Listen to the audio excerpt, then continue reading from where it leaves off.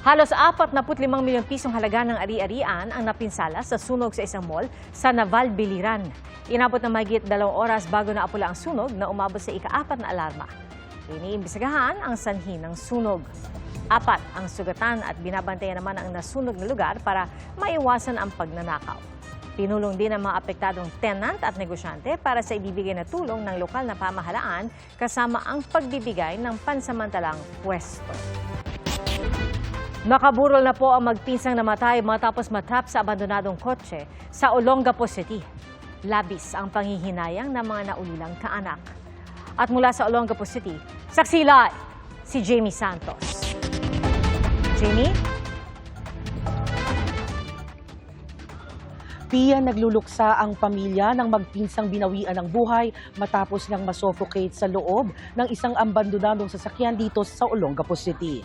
Nakaburol na si Steven, isa sa batang nasawi sa kanilang tahanan dito sa Barangay Barreto, Olongapo City. Dinatnan naming nakabantay sa tabi ng kanyang kabaong ang kanyang mga magulang. Wala na raw planong makabla ang mga magulang ni Steven sa may-ari ng sasakyan.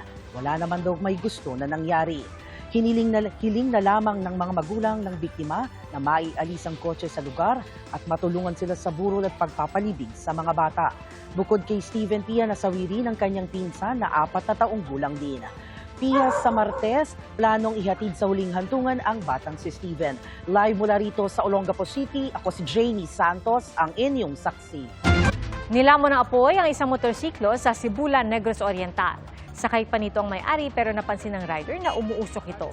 Kaya bumaba siya agad at itinabi sa kalsada ang motorsiklo. Ayon sa mga bombero, isa sa mga tinitingnang posibilidad ay kung tumagas ang gasolina.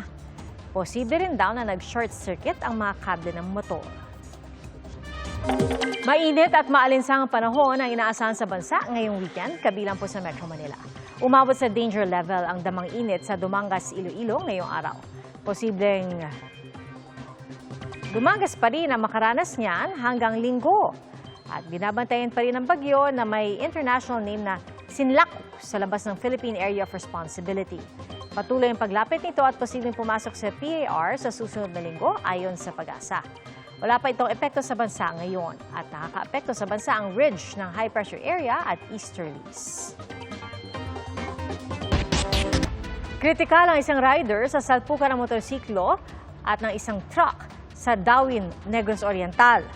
Sa lakas ng pagkakabangga, tumilapan ng rider at humandusay sa kalsada.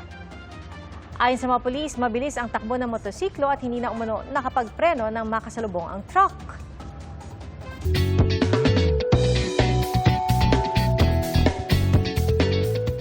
Hindi po hadlang ang edad sa fitness journey ng isang grupo ng mga senior citizen sa Singapore. At ang kanilang napiling ehersisyo, parkour. Sa tinatawag na geriatric parkour, layong mapabuti ang kanilang agility, pati na ang kanilang balanse, at pati na rin ang kanilang kumpiyansa at pakikipagkaibigan.